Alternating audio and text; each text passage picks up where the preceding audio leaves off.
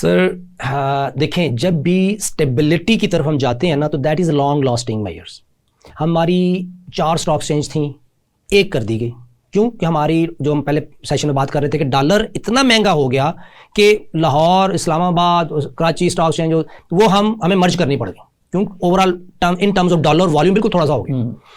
अभी ये ऊपर की तरफ जा रही है, ऊपर की तरफ ले जाई जा रही है। क्योंकि देखें ना, तो एक सिचुएशन क्रिएट की है चीफ साहब ने और बाकी केयर टेकर प्राइम मिनिस्टर साहब ने, कि डॉलर को फिक्स कर दिया। अब डॉलर में सट्टेबाजी खत्म हो गई। पहले डॉलर में सट्टेबाजी चल रही थी कि अब चूंकि डॉलर बिल्कुल फिक्स हो गया, अब उसमें प्रॉफिट नहीं है। अब जो चीज रह गई है लीगली गैम्बल करने के लिए, वो है पाकिस्तान स्टॉक एक्सचेंज। उसके अंदर 10 दोस्त बैठे हों तो वो मार्केट को ऊपर लेके जा सकते हैं, अगर उनके पास फंड्स हैं और उनको एश्योरेंस है क्रैश नहीं होगी अभी, तो दे कैन मैनिपुलेट थिंग्स। पहले भी ऐसे होता था, मियां मंशा, मलिक रियाज और ये जितने मियां नवाज शरीफ के दोस्त थे, साथी थे, बैठते थे, 1 बिलियन उसने इन्वेस्ट कर दिया, एक उसने कर दिया, कोई 7-8 बिलियन की एक दिन में इन्वेस्टमेंट होगी, मार्केट ऊपर चलेगी, निकाल ली, कोलैप्स कर गई। तो यही लोग इन्वॉल्व। सर शौकत अजीज का दौर याद है आपको? उस वक्त भी मार्केट बहुत ऊपर ले जाई गई। इन्होंने उनको फंड किया, स्टेट बैंक के थ्रू उनको फंड किया, तमाम ब्रोकर्स को, तमाम लोगों को, कि इसको प्रमोट करें। अब उसमें फायदा किसका होता है? सर इसका प्रोसीजर समझे जरा, मैं आज आपको इसका प्रोसीजर बनाता हूं। मेरे पास 10 अरब के इन्वेस्टमेंट है इस बिजनेस में, मैं अभी उसकी मार्जिन की तरफ नहीं जा रहा। उस 10 अरब से आज मार्केट में से मैंने चीदा को 50 कंपनियों के शेयर खरीद लिए, 2 अरब के। फिर अगले दिन मैंने 1 अरब के और खरीदे, प्राइस बढ़ा दी। फिर 1 अरब के और खरीदे, प्राइस बढ़ा दी।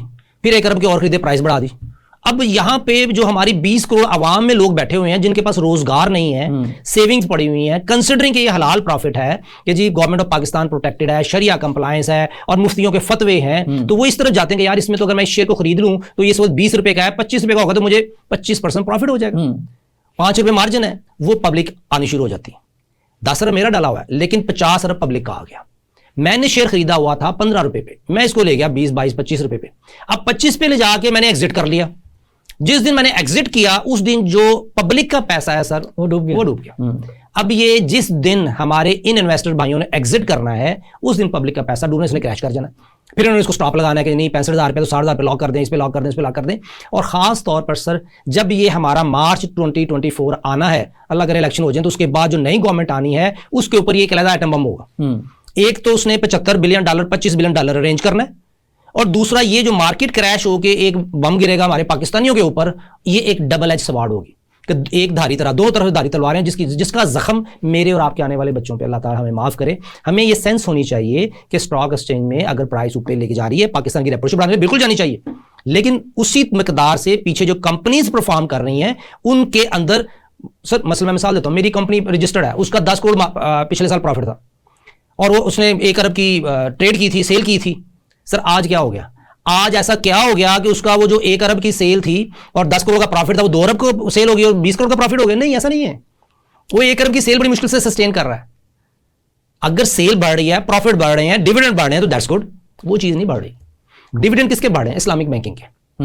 डिविडेंड किसके बढ़ रहे हैं? कन्वेंशनल बैंकिंग के। 20, 22, 24% तक काइबर रख के किसको प्रॉफिट दिया जा रहा है? और टैक्सों से लेके बैंकों को दिया जा रहा है। कैसा सिस्टम है सर?